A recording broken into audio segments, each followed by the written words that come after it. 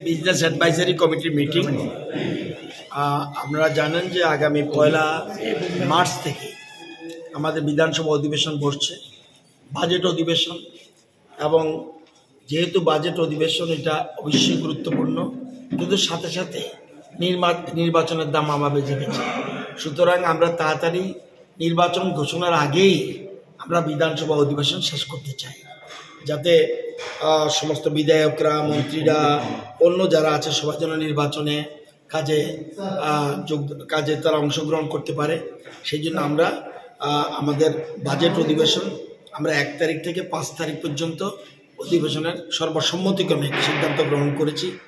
প্রথম দিনই supplementary grants অর্থাৎ অতিরিক্ত ব্যয় বরাদ্দ, যেটা গত বিধানসভা অধিবেশনের বাজেট, গত বছরের বাজেটের যে সাপ্লিমেন্টারি গ্র্যান্টস এটা প্লেস করবে প্রথম।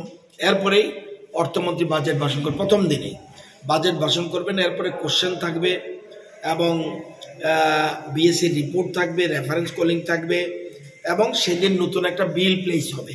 এটার নাম হলো the Tripura public demand recovery act. আগেই ছিল, এটা একটা অ্যামেন্ডমেন্ট হবে, এটা প্লেস করবে। এবং প্রাইভেট মেম্বার্স রেজুলেশন প্রায় 2.5 ঘন্টা 3 ঘন্টা ধরে আলোচনা হবে। এবং এটা বিজেপি সদস্য একজন পেয়েছেন, আরেকজন পেয়েছেন সিপিএমের, এবং আরেকজন পেয়েছেন কংগ্রেসের। এটা ব্যালটিং হয়, যে 3 জনের লটারিতে পেয়েছে 3 জন, এটা আলোচনা হবে।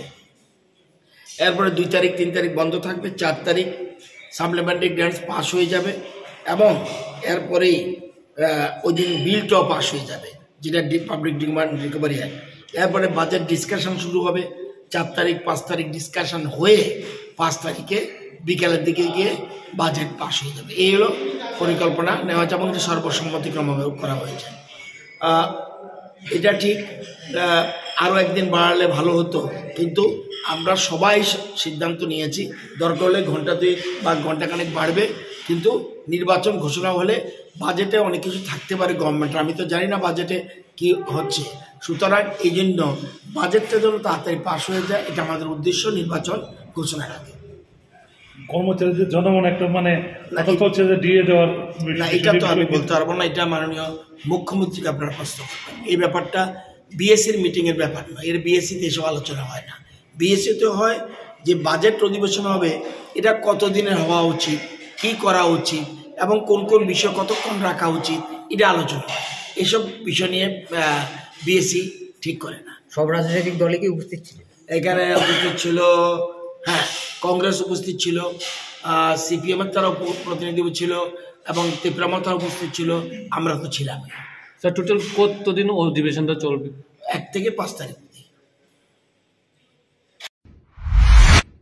শেফদের পছন্দ সিস্টার মশলা, যা মডার্ন টেকনোলজি এবং স্বাস্থ্যসম্মত।